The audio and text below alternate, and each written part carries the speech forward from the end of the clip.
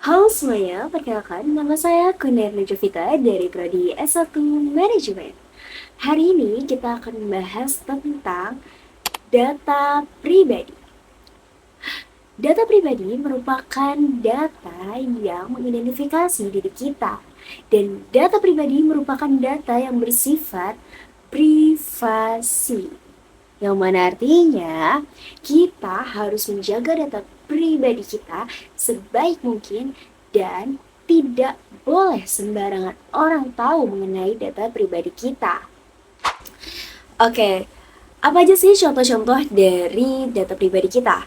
Yang pertama ada nama lengkap, lalu yang kedua ada tanggal lahir, yang ketiga ada alamat rumah kamu, yang keempat ada NIK, yang kelima ada kode PIN, kode OTP, lalu PIN ATM, password, dan lain-lain.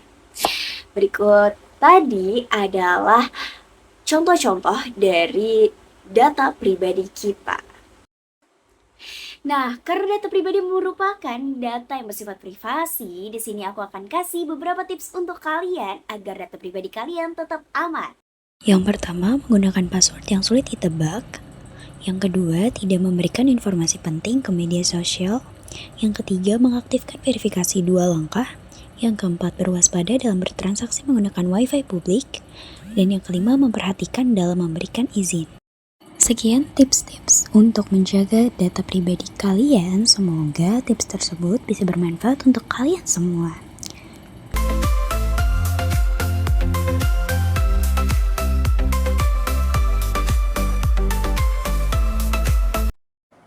Mendapat pesan misterius, mendapatkan telepon dari nomor yang tidak dikenal, dan orang tersebut malah mengancam akan menyebarkan data pribadi kita. Lalu hal itu membuat kita menjadi takut, gelisah, bahkan mengganggu pikiran kita.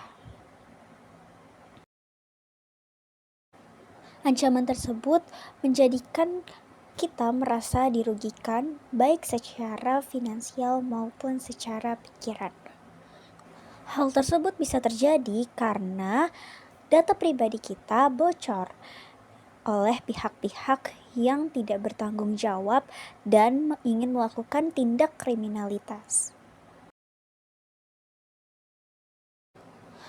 Bocornya data pribadi bisa berasal dari kelalaian kita ataupun dari kelalaian pihak perusahaan.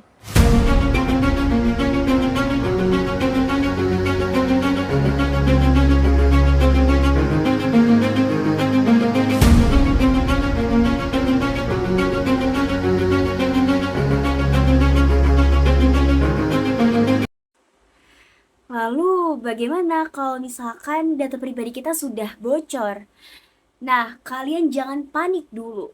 Karena Berdasarkan Undang-Undang Nomor 27 Tahun 2022 mengenai Undang-Undang Perlindungan Data Pribadi, Pasal 12 Nomor 1, subjek data pribadi berhak menggugat dan menerima ganti rugi atas pelanggaran pemrosesan data pribadi tentang dirinya sesuai dengan ketentuan peraturan perundang-undangan. Pasal 67 nomor 1. Setiap orang dengan sengaja dan melawan hukum memperoleh atau mengumpulkan data pribadi yang bukan miliknya dengan maksud untuk menguntungkan diri sendiri atau orang lain yang dapat mengakibatkan kerugian subjek data pribadi sebagaimana dimaksud dalam pasal 65 ayat 1 dipidana dengan pidana penjara paling lama 5 tahun dan atau pidana denda paling banyak 5 miliar rupiah. Nomor 2. Setiap orang dengan sengaja dan melawan hukum mengungkapkan data pribadi yang bukan miliknya sebagaimana dimaksud dalam pasal 65 ayat 2 dipidana dengan pidana penjara paling lama 4 tahun dan atau pidana denda paling banyak 4 miliar rupiah. Nah, demikian penjelasan mengenai data pribadi. Jangan lupa untuk like, comment, dan share ke teman-teman kalian dan ke keluarga kalian. Lindungi data kamu karena data pribadi merupakan aset yang berharga. Dan ingat, satu saja kesalahan kecil maka dapat memberikan dampak yang besar.